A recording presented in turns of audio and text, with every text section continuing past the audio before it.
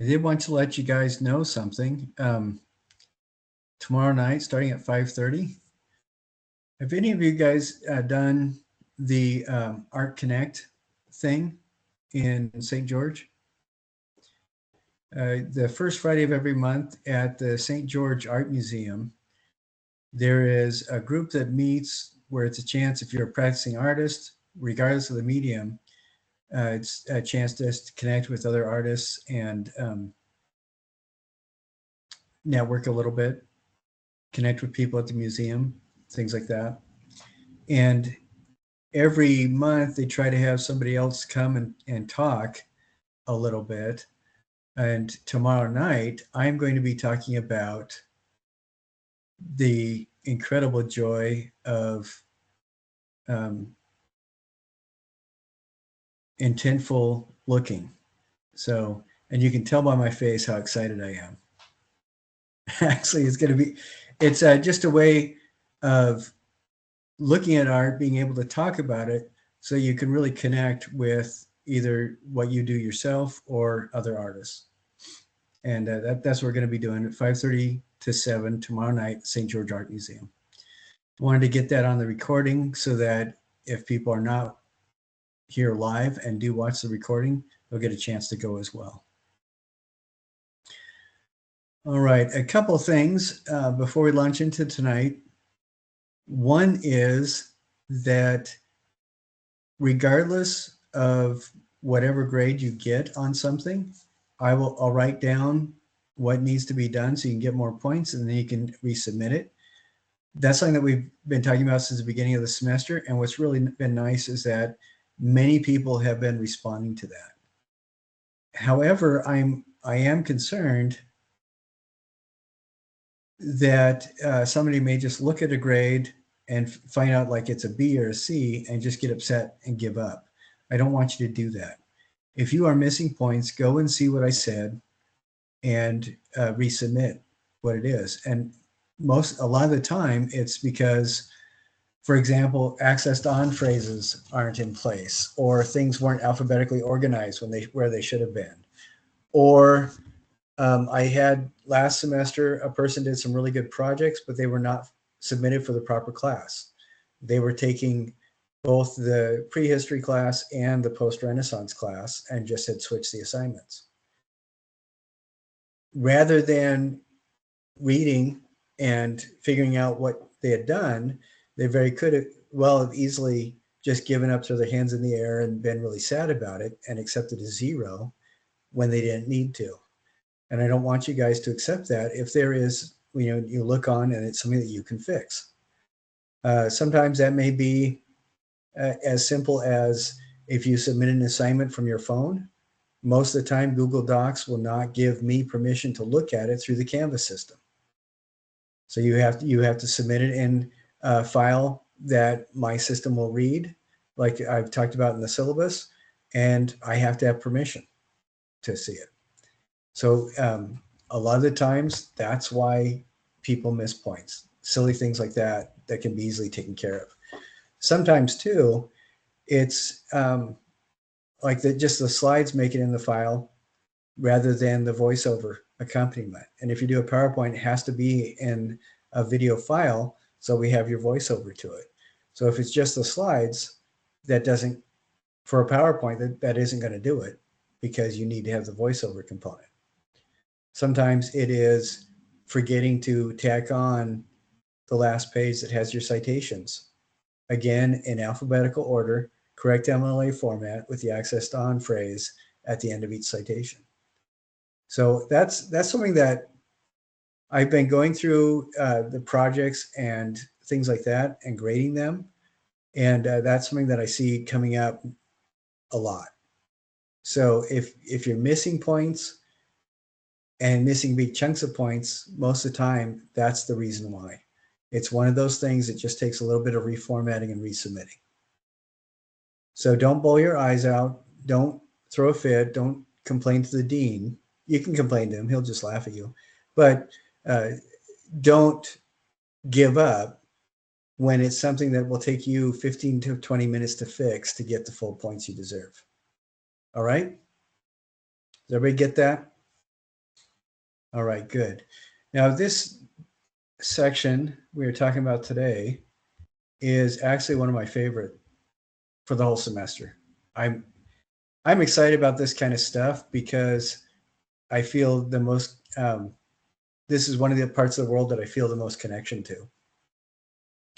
Right after 9/11, I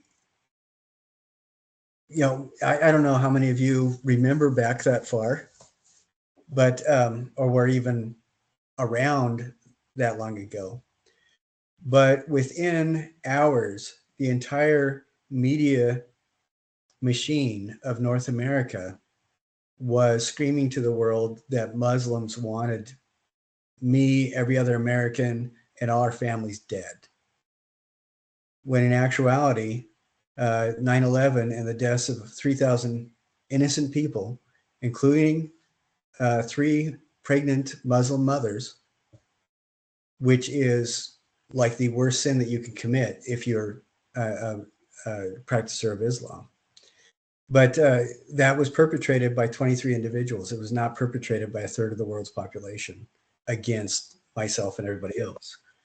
And so that at that particular moment, I started to remember my sister. I remember going to powwows with my sister, and then with my sister and her daughter, because her daughter was a fancy dancer. And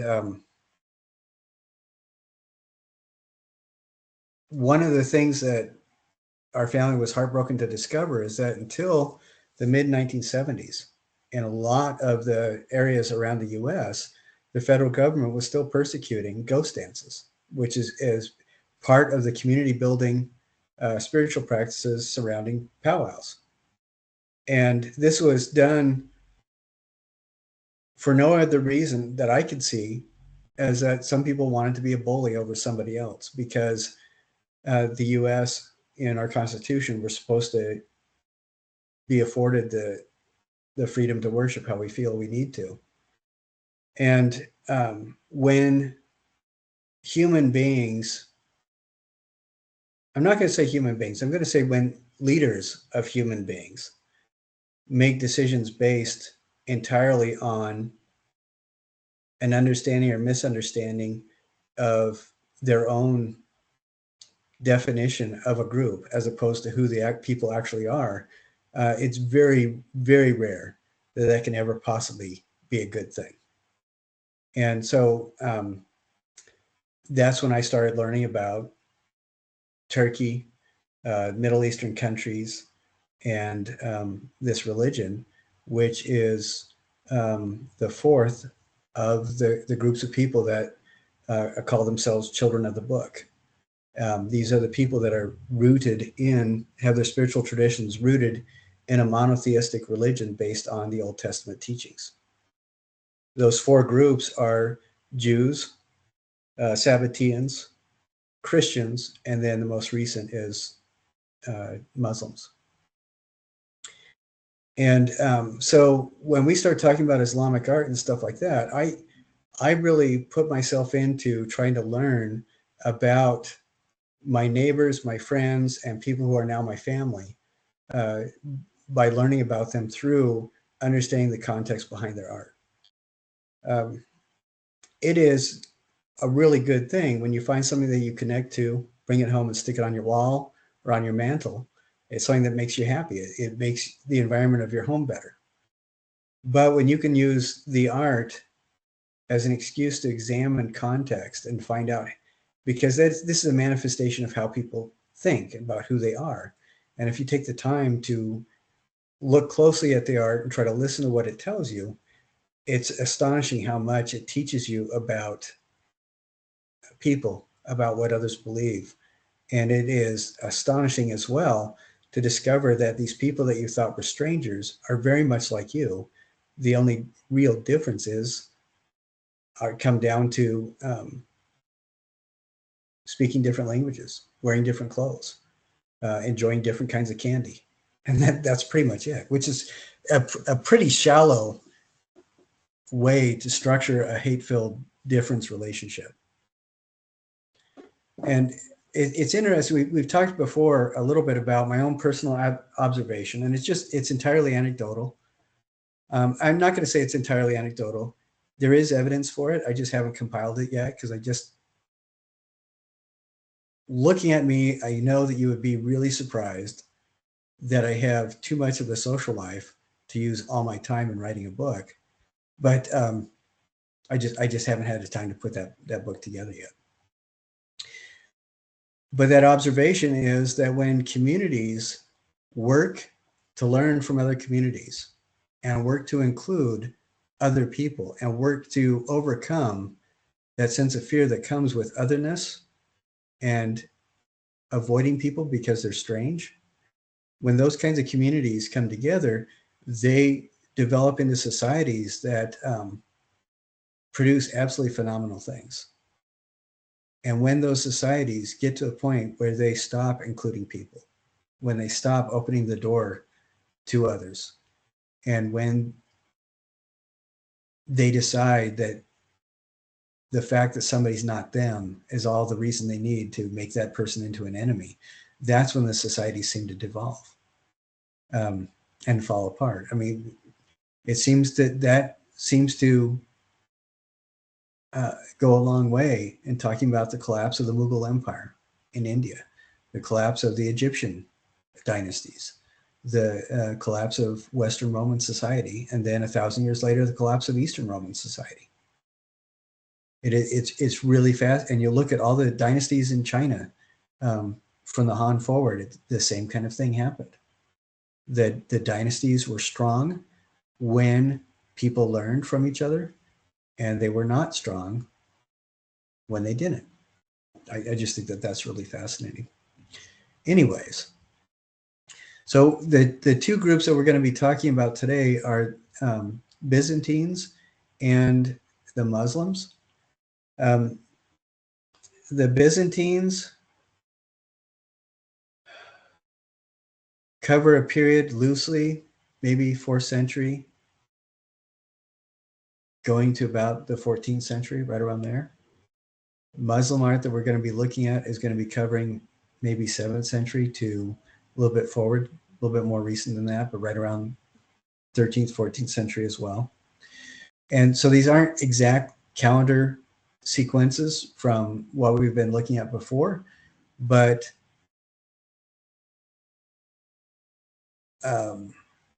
there is some overlap, and there is some connection, which I think is really interesting. And then the rest of the semester, we're going to be kind of following vaguely European history as for our calendar, but we're also going to be continue to hop around the world as well. So I hope people aren't too confused.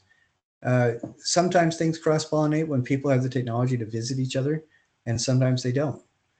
For example, you don't see an awful lot of evidence of the Mississippian culture during the Crusaders' times, because most of the Mississippians during the height of that culture, even though that was during the Crusades, they didn't really see each other very often, which I hope is not a surprise to most people.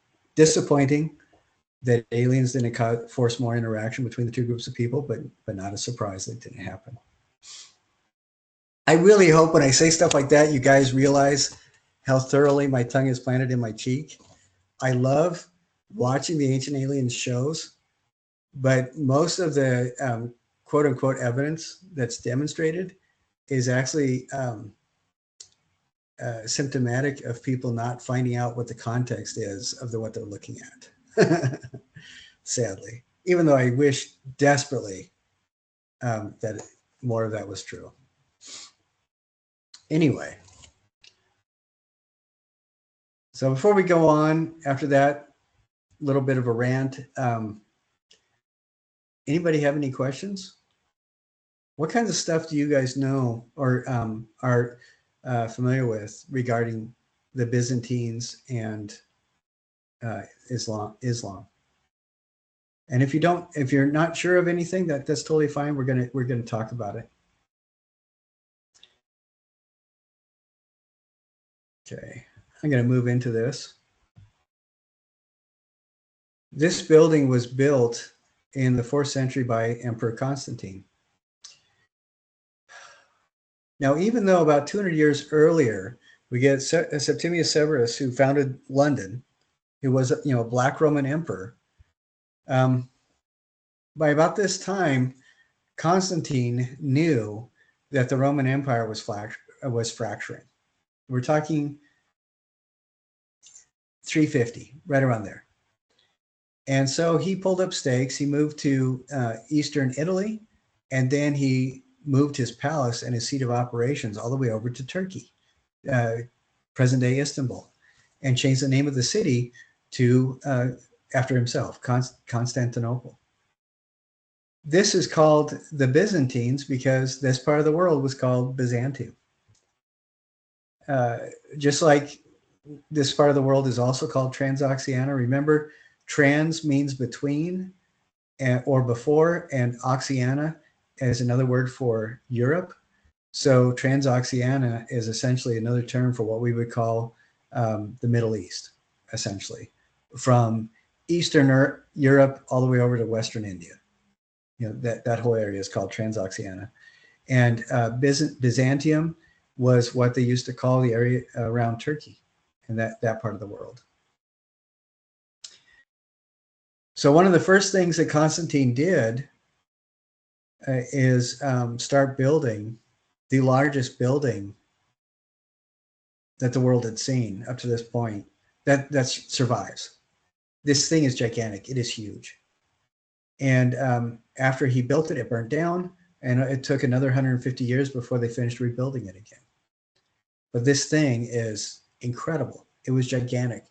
I think when the Crusades started happening, another 700 years in the future from this, Europeans who lived and died within 20 miles of their home, where they were born, were coming on the crusade and seeing this building for the first time. And then if they survived the wars, they took that knowledge home. Look at this image here. I'm going to blow it up just a. Oh, that's weird. Okay. I'm sorry. I tried to connect with this and it's not connecting. But you look at this window here. Can you guys see my little hand, my mouse? Can anybody see it? Okay. Yeah, we can see it. Okay. See this window right here? That window right there is about the size of the typical dwelling that somebody was born and died in Europe.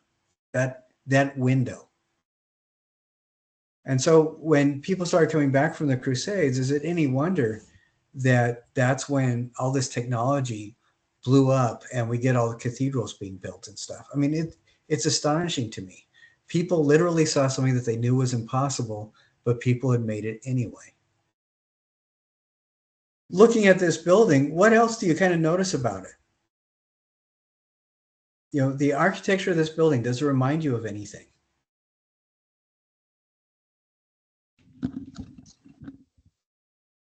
Sort of reminds me of the Dome of the Rock in a way. Yeah, it does.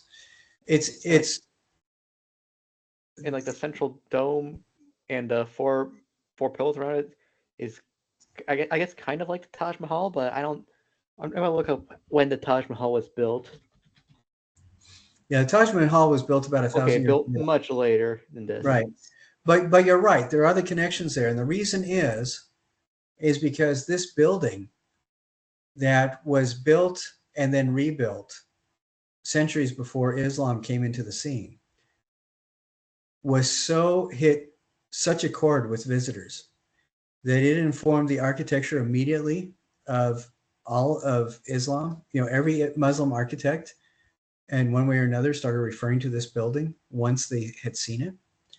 And then a few 300 years later, you get Mimar Sinan in Turkey, who was heavily influenced by this. And so this Christian structure that was built 300 years before the birth of Islam was such an impactful, amazing, astonishing building that over 1,000 years after its construction, it still was informing Muslim design and Muslim architecture.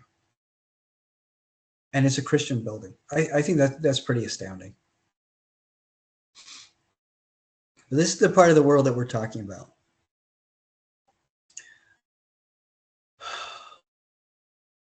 So we've got, Turkey around, I think, where is Turkey? Yeah, it's right around here. And the Byzantine Empire, we've got Eastern Italy right here. We've got Western Greece, Southern Greece, and then all through Turkey. But they also impacted a lot of people around here, through Eastern Europe, Northern Africa, and all the way over to India, Western India. But this is the Byzantium Empire in 1000 AD as they started getting smaller. When they started, before the Muslims came on the scene, a lot of this green area should be the same color as the red. They did not get much involved with Europe. The popes kind of the popes of both the Eastern Orthodox Church and the Catholic Church excommunicated each other a few times, and so they weren't best of friends. But that's one of the reasons why Europe, England, this whole area, and Italy, they kind of forgot. I'm not going to say forgot, but they kind of separated themselves from the Eastern Roman Empire, which was around, the Baltic Sea, and this whole area, southern Russia, and all that kind of part. So from about right here, this way, a lot of it was influenced by the Byzantines, where you see that little waterway there, and west and north of that, that's where the Catholics still maintained their presence. And then later, when Islam came on the scene, the Umayyads took over Spain. So at the time of, I want to say about 8th, 9th century, in Umayyad Spain, there was freedom of religion, constitutional protection against conscientious objectors, and public libraries at a time when people right here were dying from diarrhea. Just think about that for just a little bit. And then the Muslim influence increased all the way across India and into where the Uyghurs are, and then also down here in Southeast Asia. But I wanted to share a little bit of the, if we can see the, oh yeah, let me show you this a little bit. This is important because it'll make a lot more sense when we start looking at the Byzantine artwork, just the clothing that people had. And keep in mind, this is not how people were dressed, or I'm sorry, not how people were shaped. This is common dress, and their arms, this is where the shoulder was, wrist was right here, but you had a lot of this extra area for a couple reasons. Anybody want to guess what a couple of those reasons are? Because when this is worn, you'd have a sash looping it around your waist. So there's a lot of extra space, a lot of extra volume in there. One of the reasons is that this part of the world can be very humid, can be very hot, and can be very humid and very cold. And so a tunic like that with a lot of extra folds in it, that would give you extra ventilation and air conditioning when it's hot and miserable, and also extra area for layering with things like blankets and vests when it's cold. So, it looks like a weird garment. In today's shirt, this sleeve would come up right here and come down to where this circle is. But at the time, it made a lot of sense for them.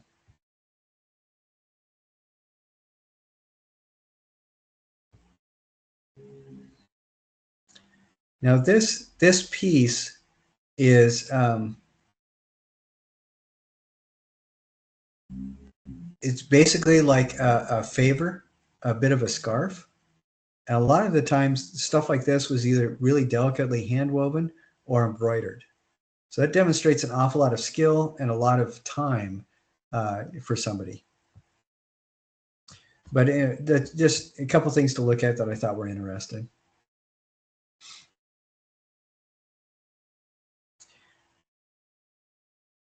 Now I want to show you this. We're going to try to look at a couple of videos as well. And if you guys have any questions or anything like that, chime in. I'm trying to keep track of time. There's a lot of stuff for you to look at in this. I'd like you to look at it as much of it as possible. But we're going to talk about some of the highlights in this class. One of the big art forms that survives are mosaics.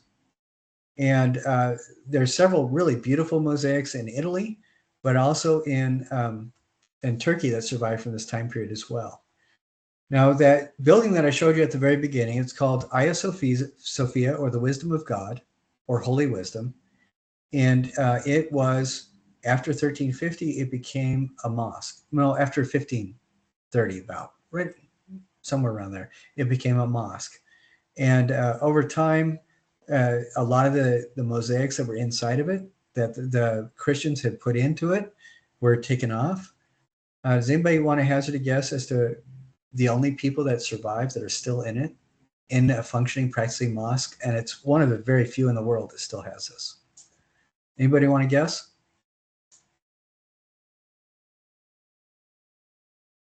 The mosaics had Theodora, Constantine, the families, all that kind of stuff, and a lot of Christian symbolism, a lot of Christian iconography, because it was a church. It was called the Church of the Wisdom of God, Hagia Sophia. And of course, it had mosaics of the original Holy Family, Jesus, his mom, and his dad. And those in the worship room, the only mosaics that survive are of Mary holding a baby Jesus and of Jesus's adopted father next to him. Isn't that interesting?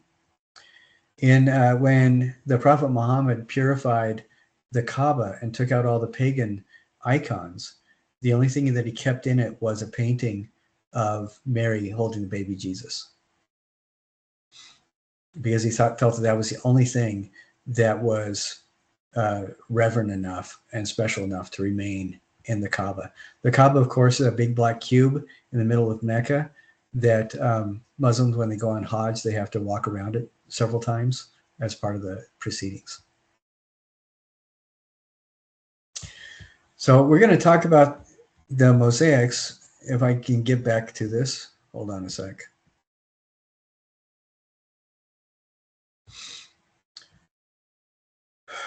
Mosaics are made essentially tile or glass. It's put into chunks, cut into chunks, or broken into chunks.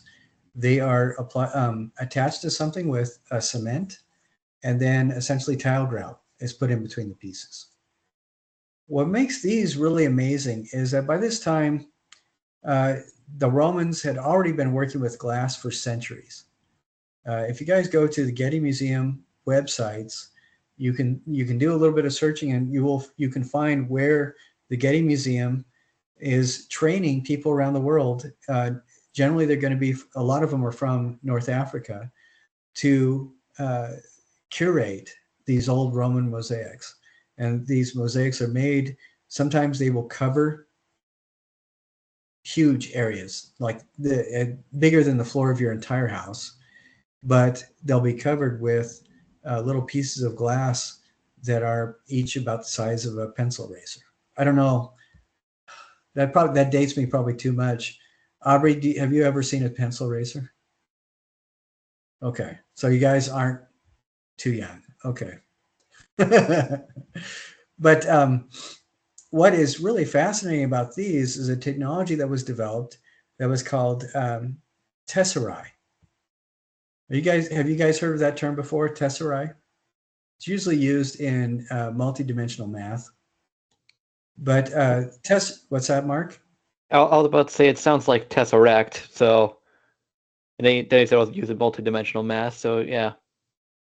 Yeah, and it's what it originally means is cube.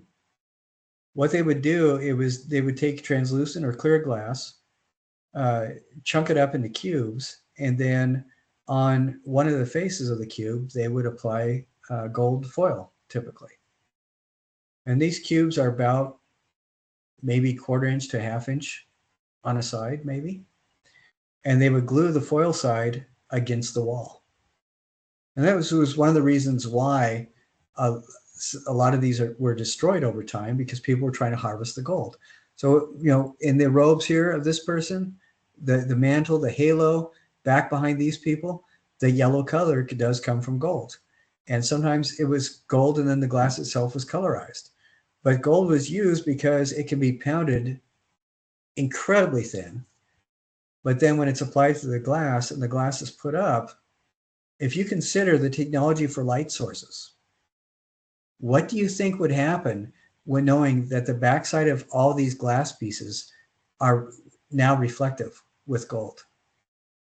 What do you think can you imagine? These are sometimes more than life-size human beings being depicted. And then as somebody's walking by with a lamp or a candle or a torch, with that flickering light bouncing back from all the slightly different angled pieces of gold, those sheets of gold, it's a way to light up the interior of the building, for one, but it also gives a vibrancy and life. If you can imagine, what that would look like, a vibrancy and life to the artwork.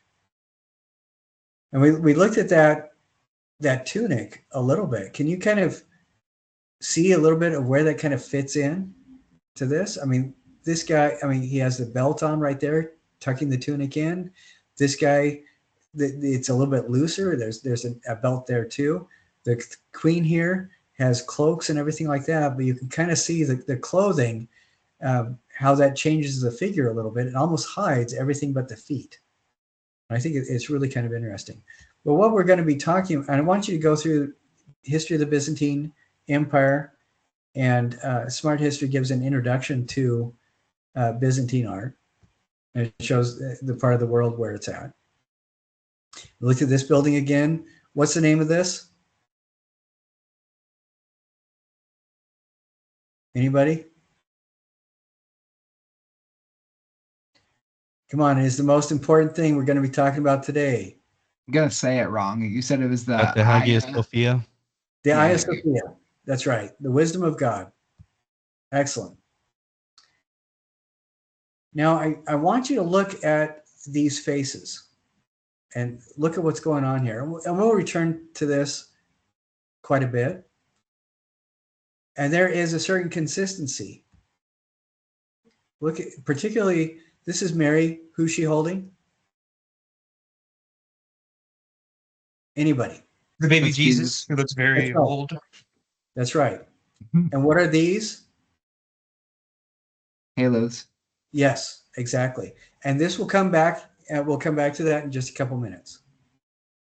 But notice how there's a certain way that they are depicting people. I'm going to stop sharing. I'm going to move away from that again. And I want to talk about this a little bit more.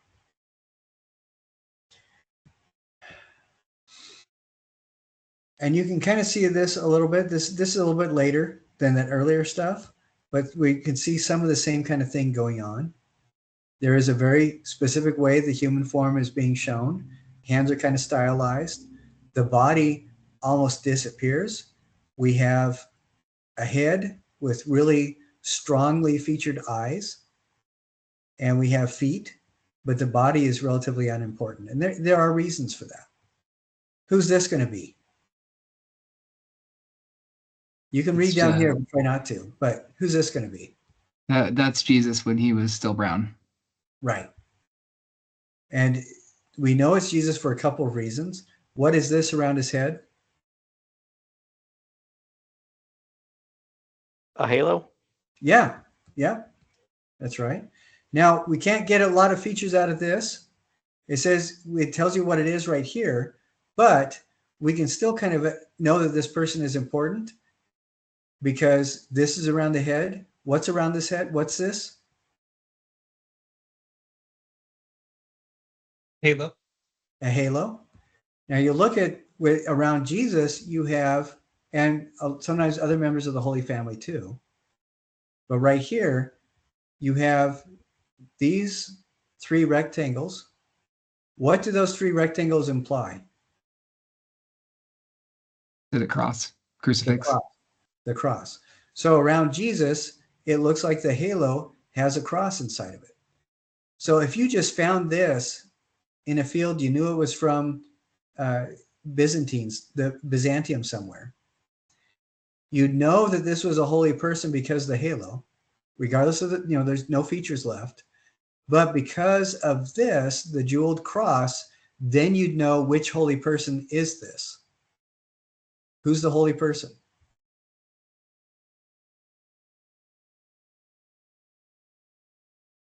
It's going to be Jesus because it's a halo with a cross in it. And you can't even make out any of the features. Isn't that interesting? Even if you don't know who this is, a woman with a halo, especially a jeweled gold halo, holding a baby, and the woman looks a little bit distorted and weird, we know it's going to be who's the woman all the time? The Virgin Mary. And who's the little baby Christ. all the time? It's going to be Jesus. And here we know that this is Jesus. We have the hair, we have the beard, we have the halo. And what's this in the halo?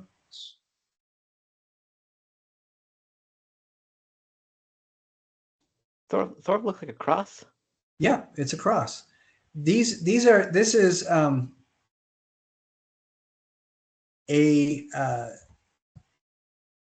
going to share this again. This is really important to Byzantine artists, and this is something that we see that it has influenced Christian art and non-Christian art all around the world, radiating from this part of the world. It's called iconography, and specifically, this is Byzantine Christian iconography. The faces are distorted a bit. You have the large eyes, which we saw was common to the Mesopotamians, the Egyptians, the Etruscans. And then we see this kind of formless area where there's the body with little feet at the bottom. And a lot of that formlessness demonstrates their awareness of what clothing does, the drapery. And notice that the bodies are really elongated. What's interesting, we didn't go over it too much, but what you'll also see is funerary art of Christianized Egypt that's a little bit earlier than this. You'll see the same kind of eyes, the same kind of features. So that the faces themselves are pretty naturalistic. And some of them you might even be able to recognize some of the people, not so much because this is what they actually looked like, but because they were, at this time, people started creating conventions for demonstrating what people look like, what specific people look like, we'll get to that in just a little bit more. There's a good chance that this is going to be, it may not be Jesus. It could be Jesus. We know the halo always signifies holiness, but I want to, let's see, do we have the time?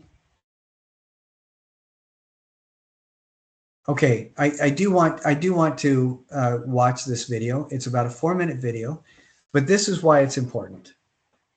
And so I'm going to go ahead and watch this, and this has a great deal to do with what we're talking about.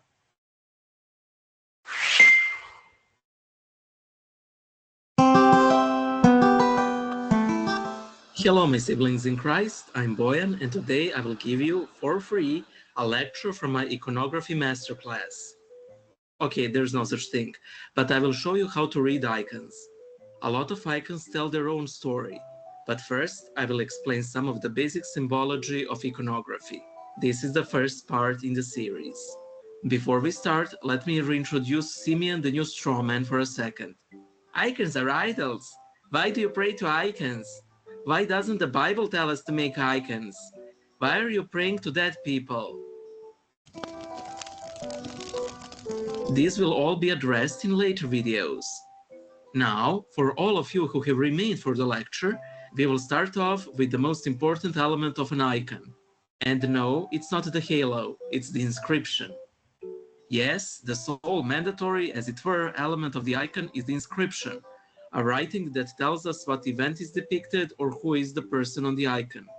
Inscriptions are important because it is not always all too clear who the saint depicted is, and previously, they were essentially a bishop's seal of approval that icon can be used in worship. Inscriptions are usually in Greek or Church Slavonics, but any language will do. However, three inscriptions are always in Greek: Jesus Christ, the Mother of God, and this one. Let us finally start with halos. Halos are circular indicators of sanctity on Orthodox icons. They symbolize grace, the uncreated light of God that fills the saints. There are a couple of kinds of halos in use. The cruciform halo is used exclusively for Christ.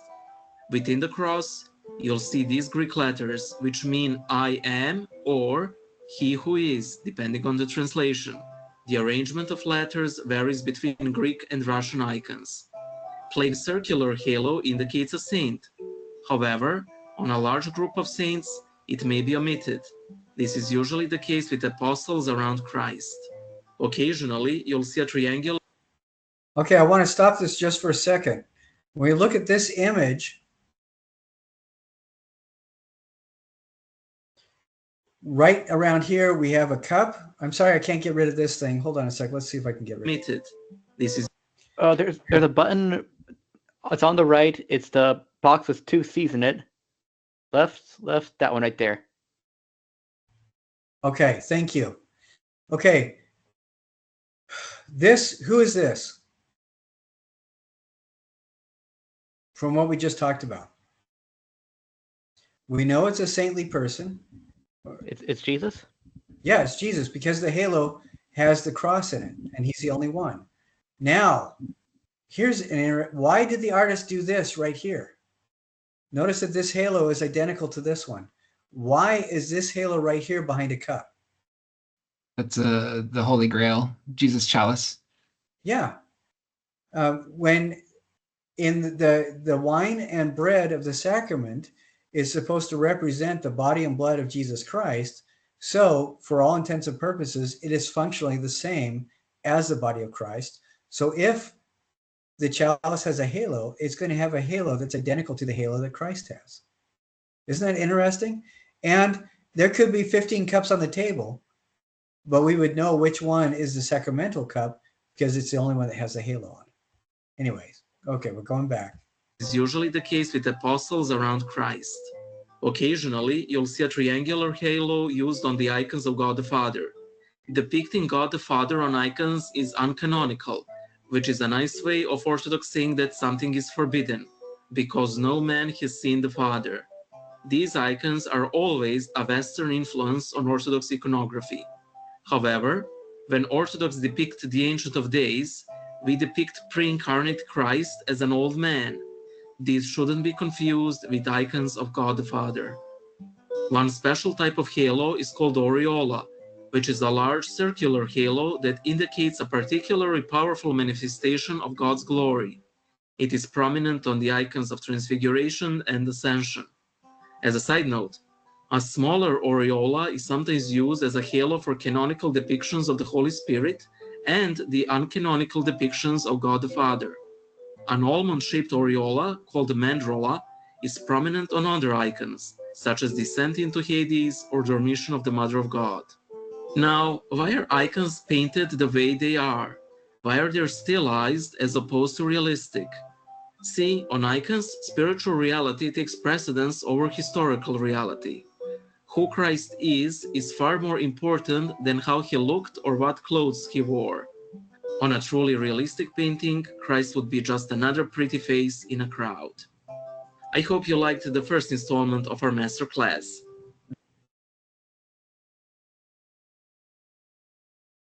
All right, there's a couple things in there that I think are worth looking at. And then we'll get back to our regularly scheduled program. And I want to show this to you really quick as we talk about it.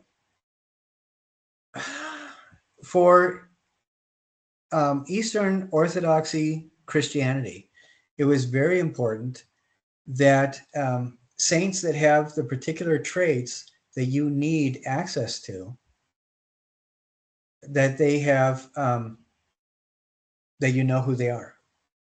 And there was a demand, there was an exceptional demand for icons, because the icon, doctrinally, people do not pray to the icon, they pray towards it, because the icon represents a window into heaven. And which is a distinction that a lot of people aren't going to make, but it's an important distinction anyway. Anyways, there were a lot of people needed icons, and there weren't a lot of painters. So the idea came about of specific attributes being associated with particular saints and saintly deeds, so that regardless of the skill level of the artist, people would still know, for example, that this is an icon of Joseph the Carpenter as opposed to Jesus, for example. A couple things like I think it's Peter is usually shown with gray hair and kind of balding. John, the Revelator, is usually shown as a young man or beardless. He's one of the very few saints, the very few apostles that is shown without a beard sometimes. Mary is usually shown as a young woman, even though she died when she was in her 60s. And she's usually shown with, anybody want to hazard a guess as to what color her robes are normally?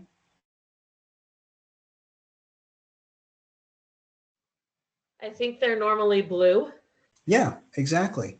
And all this is information that came about because it was important to know who this person was that you were asking for help from, but you couldn't always depend on the skill level of the artist to get all the details right.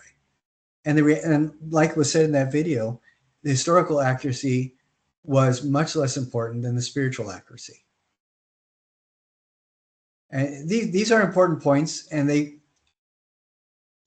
bring into light a lot of the influence that the Byzantines had on later art. For example, in the Catholic tradition of art that we see quite a lot with the Carolingians and then later into the Renaissance, you recognize Mary because of the clothes she's wearing, what kind of halo she has, what her fingers look like, as well as things like what flowers are around her. Because a lot of that comes from traditions that began with the iconographic tradition or the icon tradition.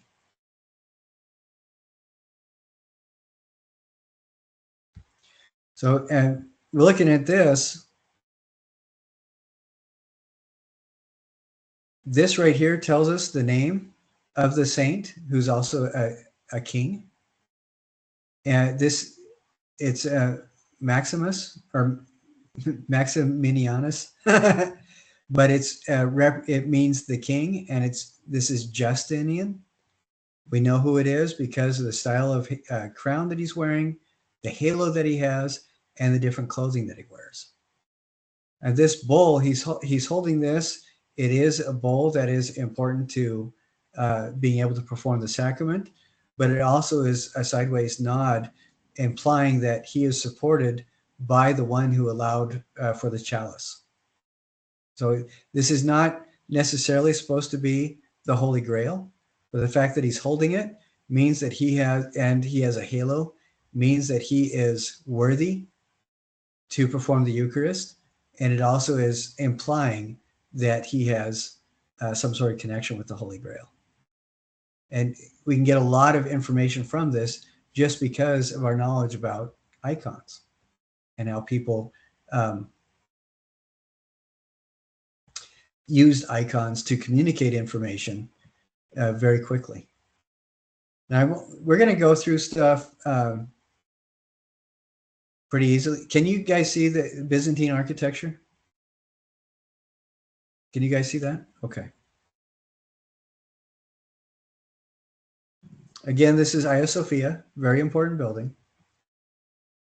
But one thing I want to talk about is we can tell the Byzantine structures pretty easily there are some clues that tell us, and Mark touched on that. So stylistically, why this is important in many different places.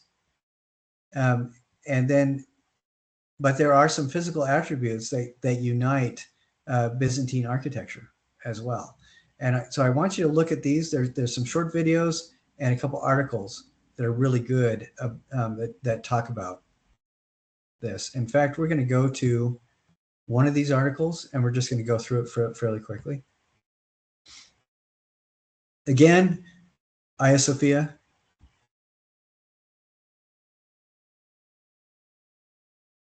I am trying to get rid of the ad, but oh well, I'll give up.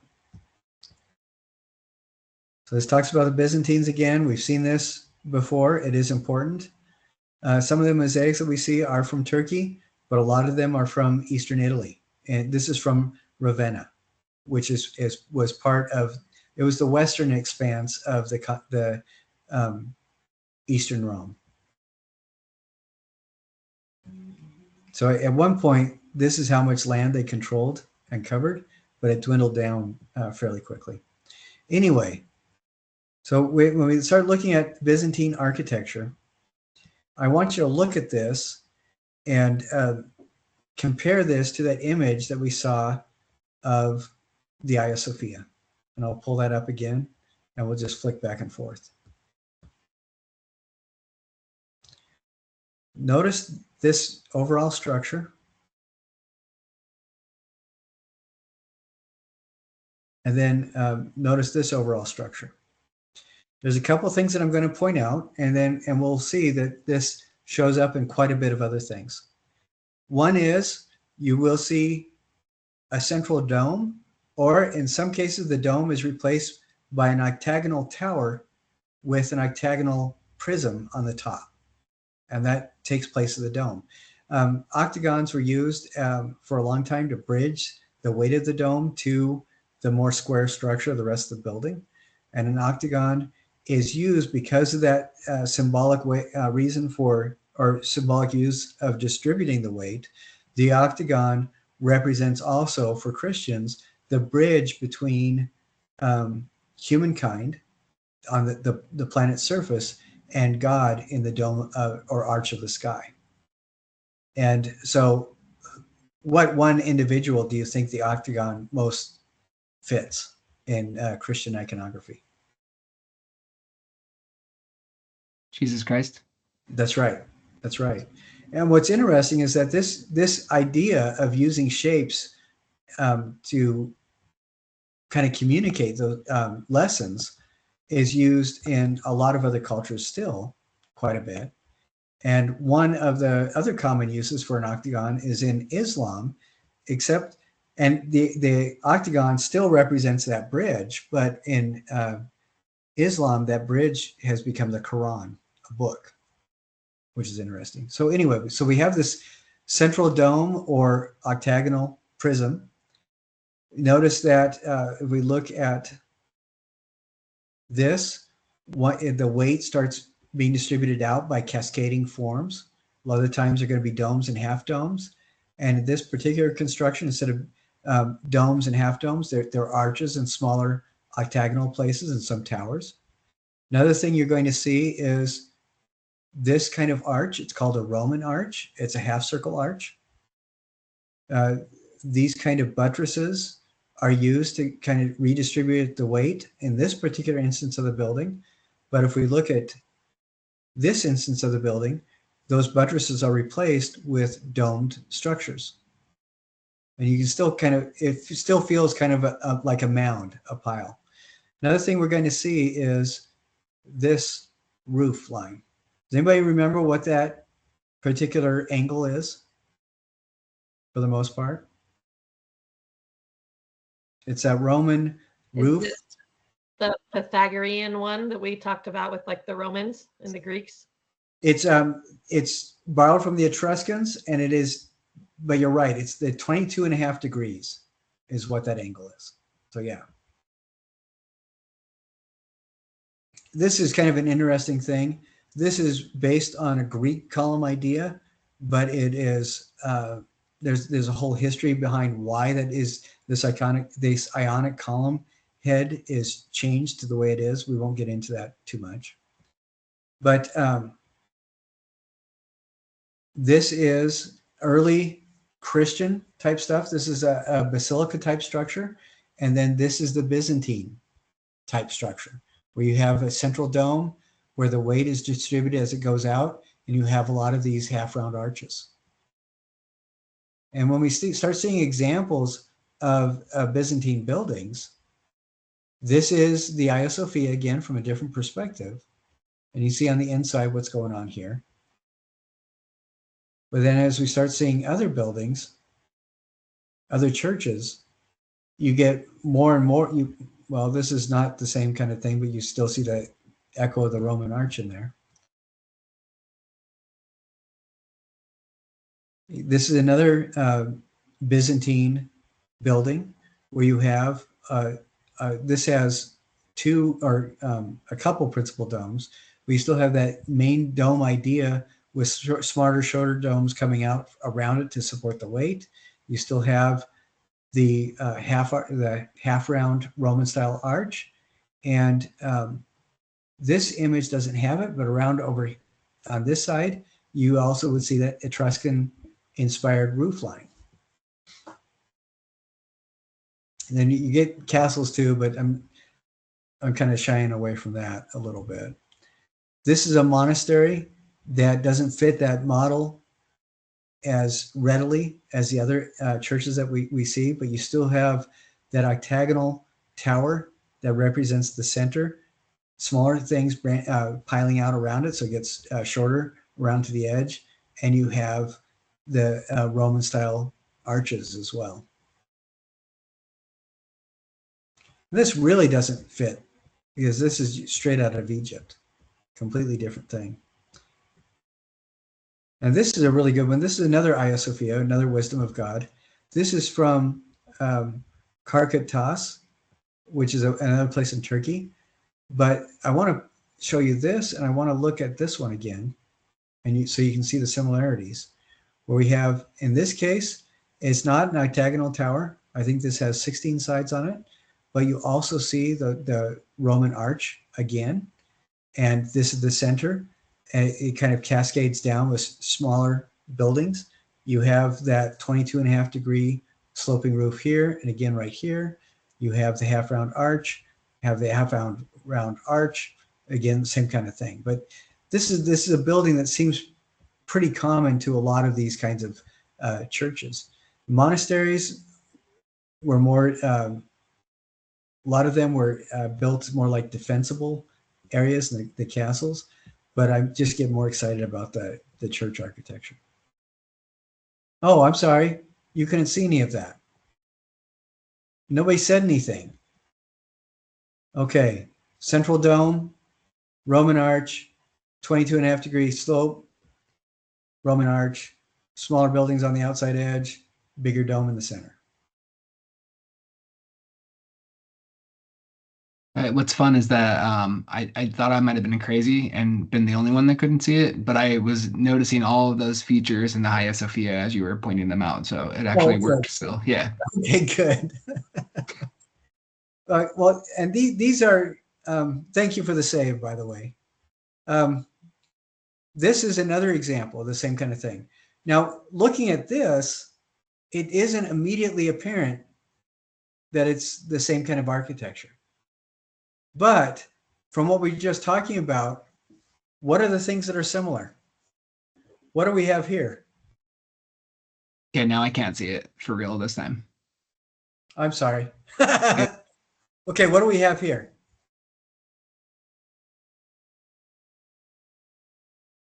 This represents that central dome. Is that, yeah, I was gonna say that is, I don't know if that's octagonal or not. Yeah, It's this one is octagonal with a round roof. And then what do we have here?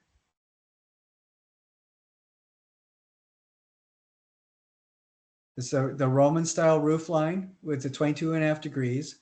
You have a taller central thing that represents a middle dome. Other buildings getting shorter as they move away from it. You have, this is a Roman style window as well, that golden section rectangle but you also have the Roman style arches right here. This is a really good example. Another example, the same kind of thing. This is in Ravenna. You have that the central dome is replaced with an octagonal prism, and then smaller buildings branching out. We've seen that before.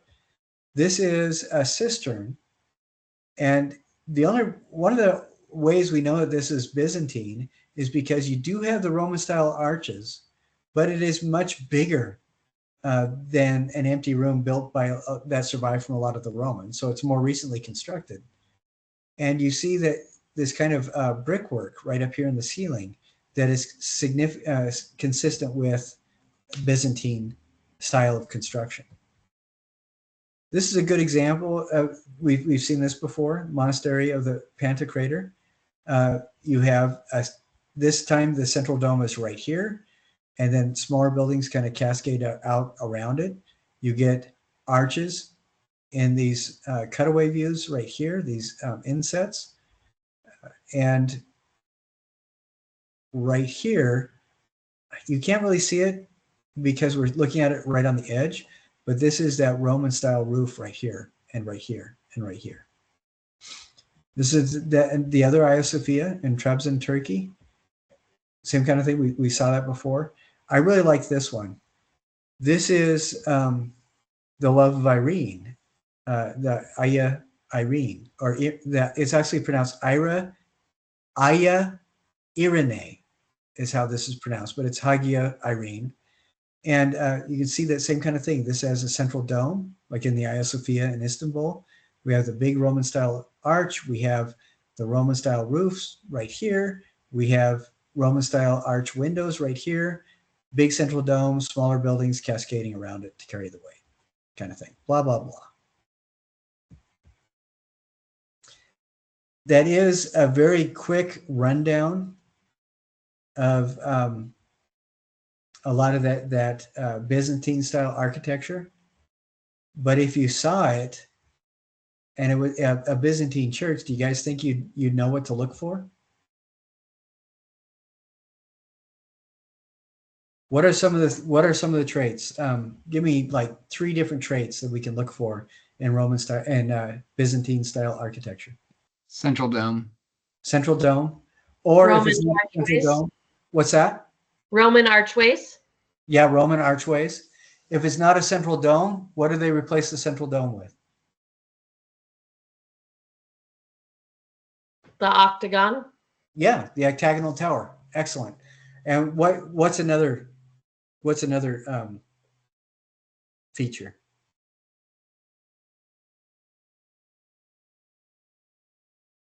The 22. Would it be the Roman style roof? Yeah, exactly. Jason or Jacob, you read my mind.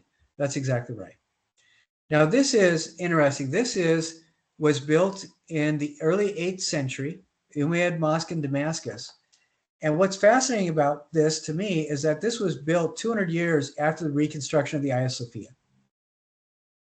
What are some of the things about this? This is Muslim construction. It is not Christian. But what are the features that it shares with that Byzantine construction we just looked at? What's going on here? That looks like, I would guess, 22.5 degrees. Yeah, very much. Is that same kind of roof, Roman style roof? What do you notice about these windows?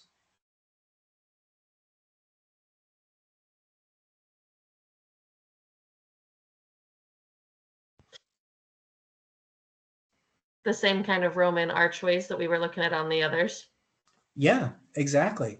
And it has this central octagonal dome or domed tower up here. It looks like very Byzantine construction, doesn't it?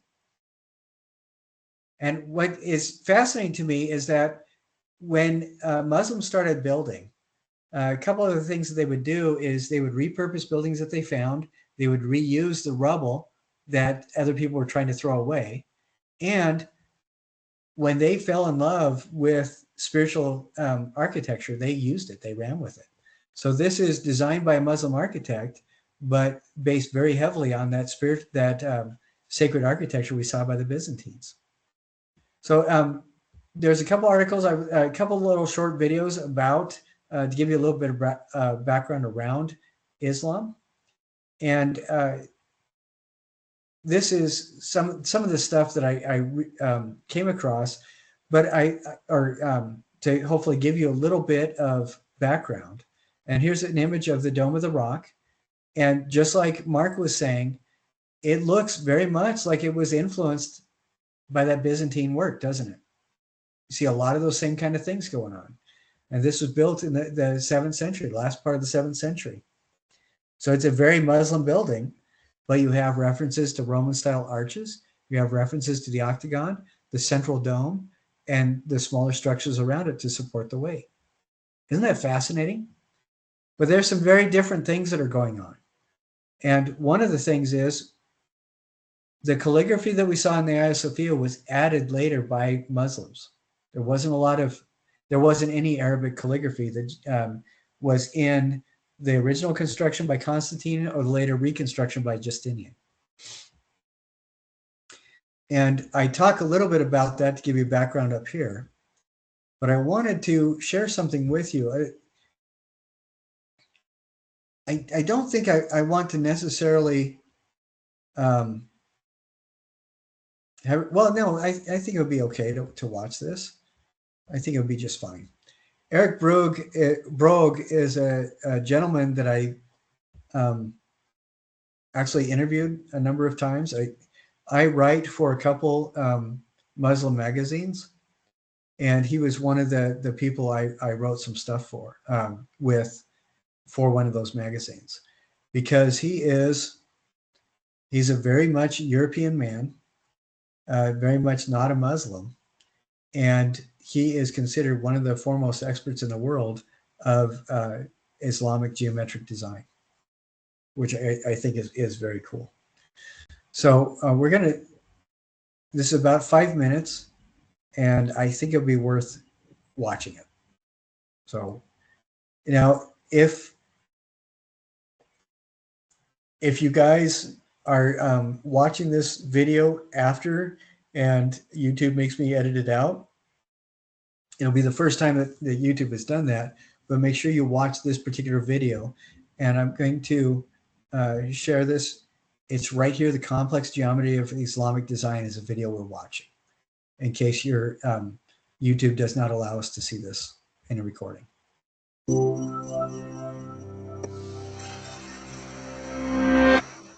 In Islamic culture, geometry is everywhere.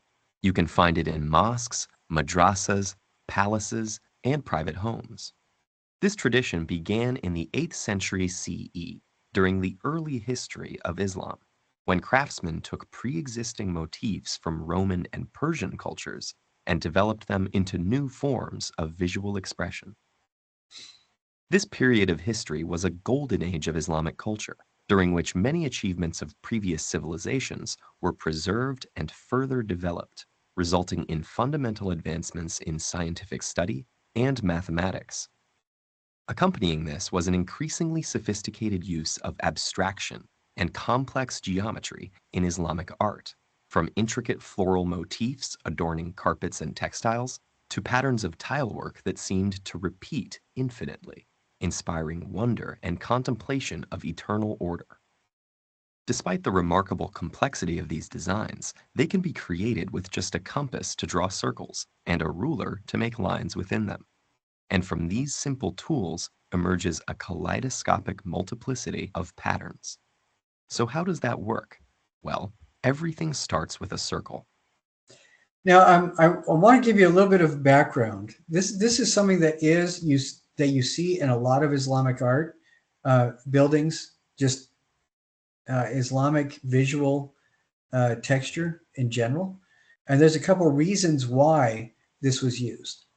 One is, he mentioned that they took pre-existing designs and adapted them.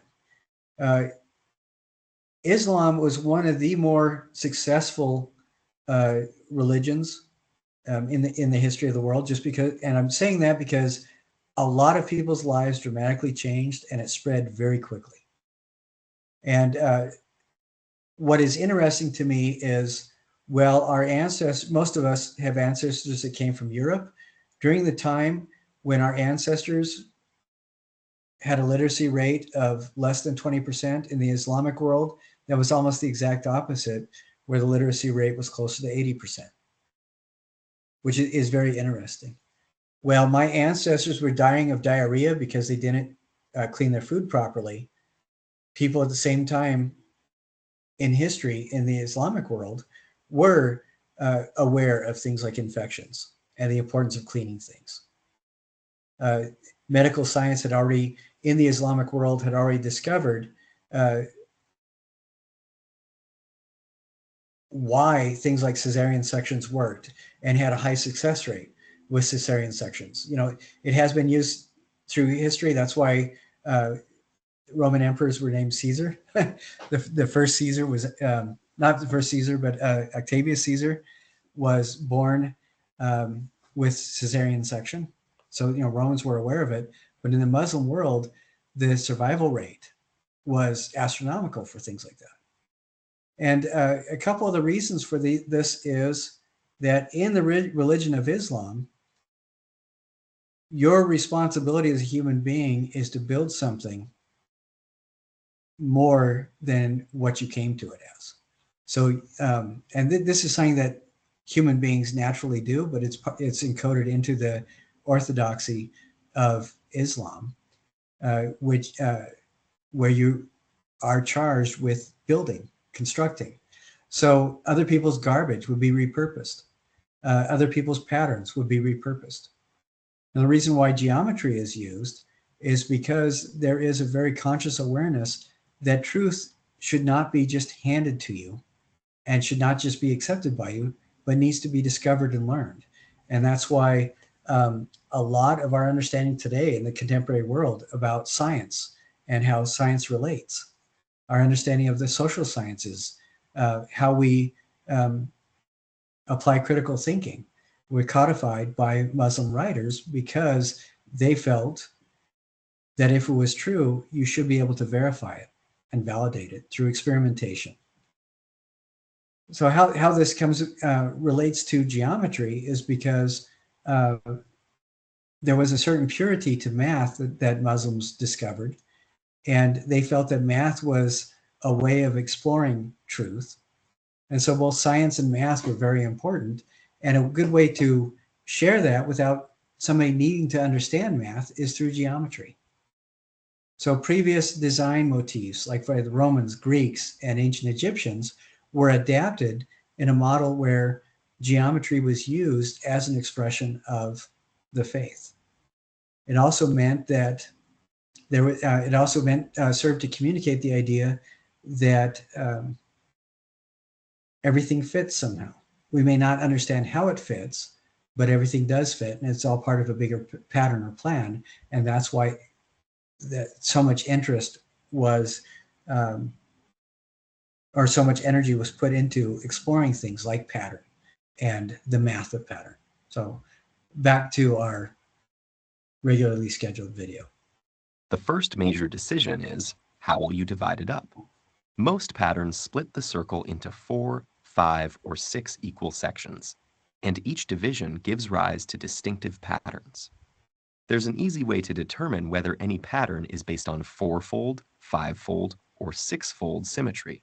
Most contain stars surrounded by petal shapes.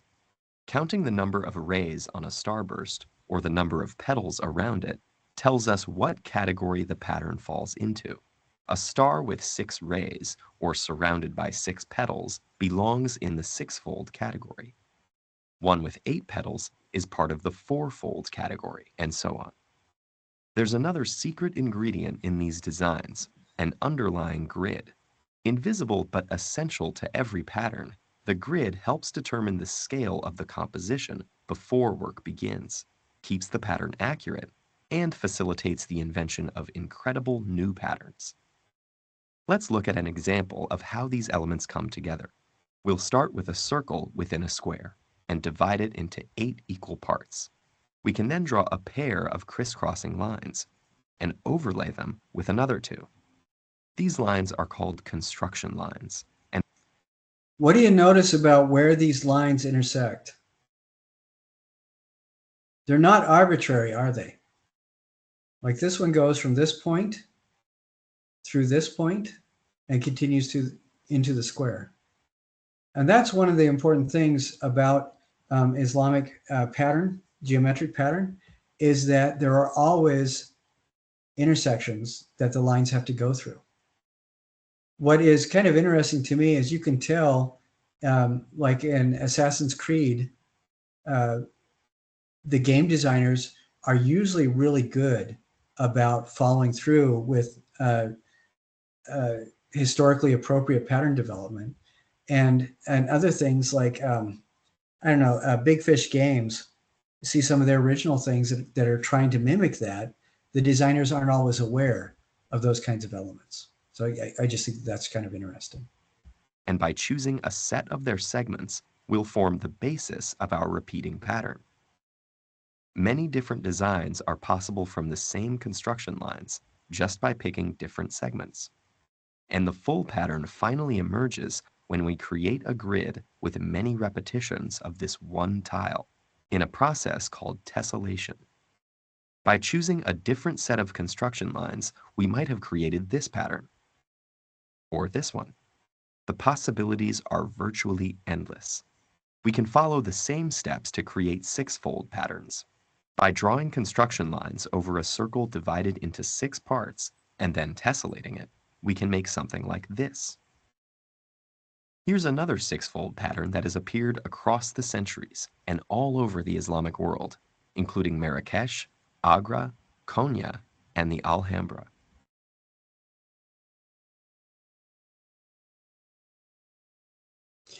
I don't think we need to watch the rest of this. I'd like you to watch the rest of it on your own. But I think the important thing to get out of that is this is a complicated design, but it's based on a very simple initial drawing.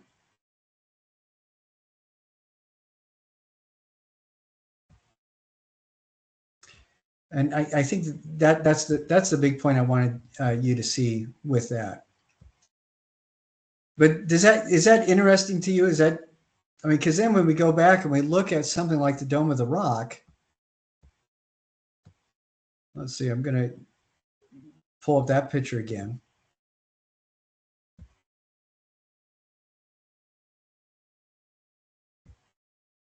You know, we look at these fantastic designs, it looks all complicated and almost looks arbitrary, but it absolutely isn't. Can you guys see that now? I just think that's really fascinating. Now, I want to talk about this, and there's a big reason for this. In the history of the world, the most literate religion has always been Islam. And one of the reasons for that is the injunction that appears over and over again to have the message of the Quran written on your heart. And because even though the Christ is the most perfect of men and the first among saints in Islam, Christ does not function as that spiritual bridge connecting humanity to God like he does in Christianity. Instead, that bridge is explored through the language of the book. Now, the Prophet Muhammad himself never learned to read or write. He actually, Gabriel appeared to him and made him memorize the message. And then he went home, and his wife Khadijah was the scribe. She was the one who wrote the Quran. After the angel Gabriel made the Prophet Muhammad memorize it.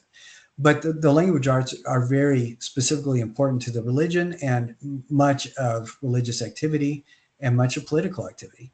And so you get these books that are absolutely fantastic. And calligraphy, more than any other culture, except for you do see calligraphy start gaining this very similar level of importance in Chinese warrior culture and Japanese warrior culture as well.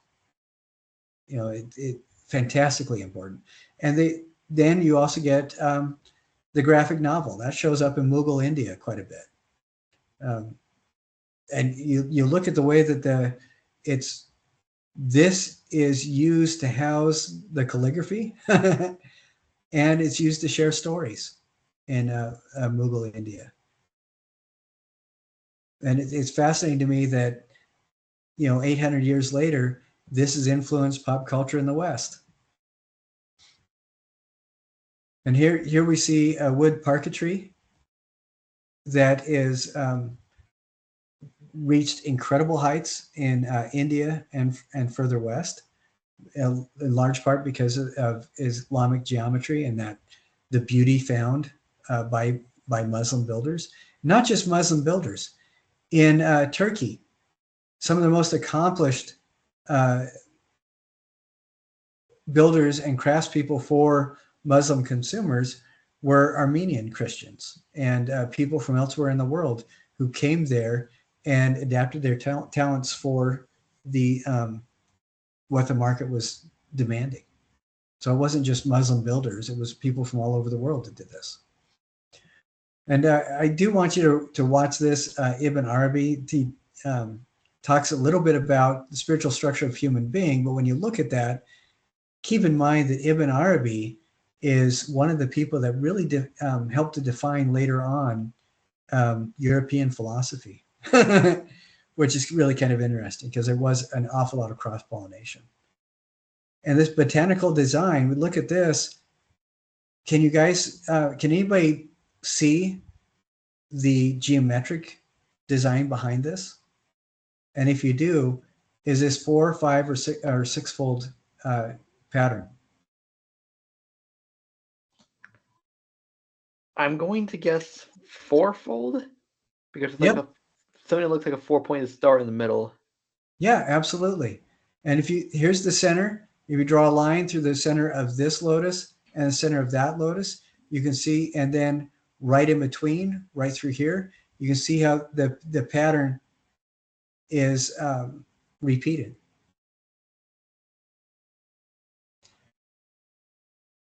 I like this painting because who painted this? He was not a Muslim. Who painted this one? Da Vinci. Da Vinci. Notice what's on the wall here. Where do you think that comes from?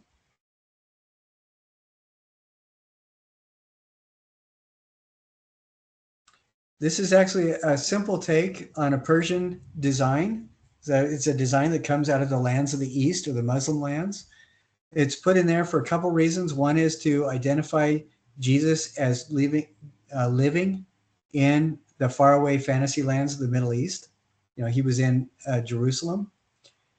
And it's interesting to me that this speaks to a European tradition where the Persian rugs were so fantastically expensive, people used them to insulate walls and to display them on tables rather than walking on them like all the time like we do today. And so this kind of represents the spiritual wealth of Christ, that he could afford to insulate the walls with Persian rugs. And it all, or wherever he is at, that's kind of is a reflection of that. And then it's interesting to me too, you get the archway. Even though Da Vinci did not paint Christ with the halo, what does this start to function as? The window still functions as a halo? Yeah. Symbolically? Yeah, I think so, because it has that arch in there. And I think that's really interesting. So we looked at the Dome of the Rock earlier and the Umayyad Mosque. And then Muslims start adding stuff like this that's really fun. They start playing around with different ideas of the arch. And you can see plays on all sorts of different structures that we're familiar with elsewhere in other samples of architecture. This, I think, is one of the most beautiful Muslim buildings. This is Umayyad Spain. It's called Umayyad Spain because it was Muslim-controlled Spain until the Christian ascendancy. So right about maybe 11th century is when Christians really started ascending in Spain. But this red fort it looks like it was designed as a fort, a rather implausible castle. It was actually built as a hospital. I just think that that's interesting. And then this is one of the mosques that was built later by the Muslims. This is contemporary to the Renaissance in Italy, but this shows how powerfully that early Christian architecture influenced everything that the Muslims built afterwards, or at least the Muslims in this part of the world. This was built by Mimar Sinan, who started his architecture career when he was in his 50s. And he built, during his life, that was only another 35 or 40 years, he built about 150 buildings, if you can imagine that. Incredibly prolific.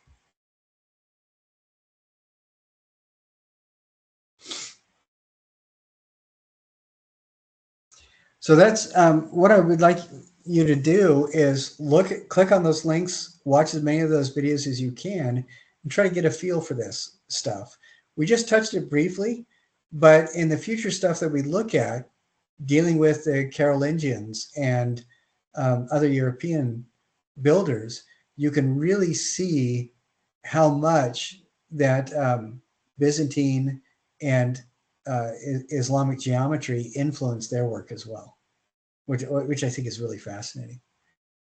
What's amazing to me is that when you get to the Renaissance later on, you'll see echoes in tile work of the Islamic geometry and even the Indian architecture, as people found that they could make a whole lot more money trading with their neighbors rather than trying to start wars with them.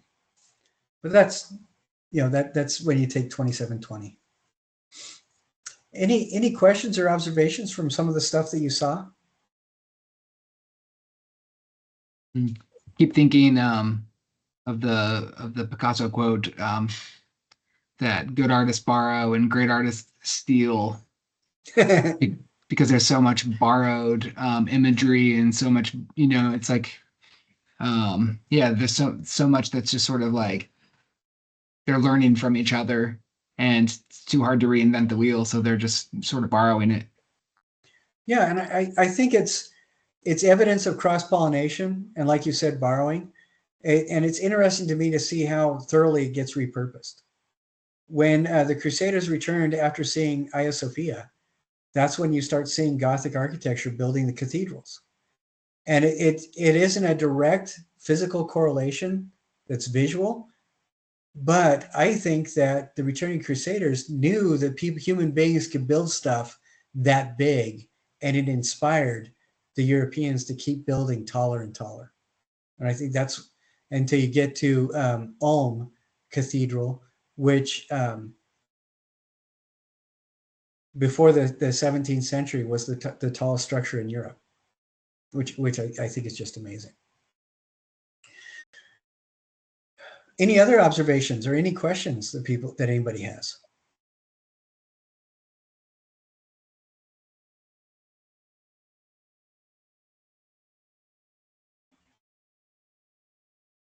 Oh, somebody just said the fort being built to protect the hospital. If I remember right, the Alhambra, or the Red Fort, was built as like a fort to protect an observation post. It became a hospital, and then they built walls around it, not so much to defend the hospital as to keep patients from accidentally falling off the cliff. But what's fascinating to me is that the Alhambra was built, in previous discussions, we've talked about the three layers of the universe that is shared, an observation shared by a lot of ancient cultures, where you have the underworld, you have the present plane, or the earth, and then you have the spiritual realm in the sky. The Alhambra was built as a hospital where people were given physical medicine. They were put into an environment that was encourage their natural healing processes, or to kind of connect with that underworld. And they were also put into places where the ceilings were beautiful, that you could lose yourself in just seeing the geometry, and you could read scripture on the wall around you and poetry to kind of engage the spiritual realm. So it was one of the earliest examples of a hospital that was designed to heal you on all three of those levels: the underworld, the physical plane, and then the spiritual realm. And what's fascinating to me is during the 80s, there were a number of studies done primarily in California, were the ones that I found, where it talked about, have you guys seen the Robin Williams movie about the doctor that made people laugh? Okay, what was the name of that movie? Patch Adams. Patch Adams. What's interesting is he disturbed a lot of people, but what he brought out was a resurgence in hospital and care design that is based on those principles that you see in the Alhambra. And I know a couple of hospital designers that went to the Alhambra just to study that, to be aware that patients need more than physical treatment. They need a comfortable place. They need the sound of running water. They need access to sunlight. And they need to have lighting that calls up that more hopeful aspect, and which I think is really fascinating. Anyway, so that's all I have for this week. Any last questions or observations before we split up? All right, excellent. So go through, click on all the links that you can. Let me know if anything fails. And next week we are going to talk about other stuff. Let's see. I think, yeah, next week we're going to talk about a group of people that stayed in Europe, and they are contemporary with the birth of the Byzantines. And so we're going to be talking about the so-called Dark Ages and Carolingian art, and how that fits in with everything. Very cool stuff. All right, guys, have a good week, good weekend, and I look forward to seeing everybody on next Thursday. Oh, Mark, do you have a question? That was me trying to mimic waving a hand goodbye. Oh, okay. Excellent. Thank you very much. All right, guys, we'll see you later. Have a good weekend.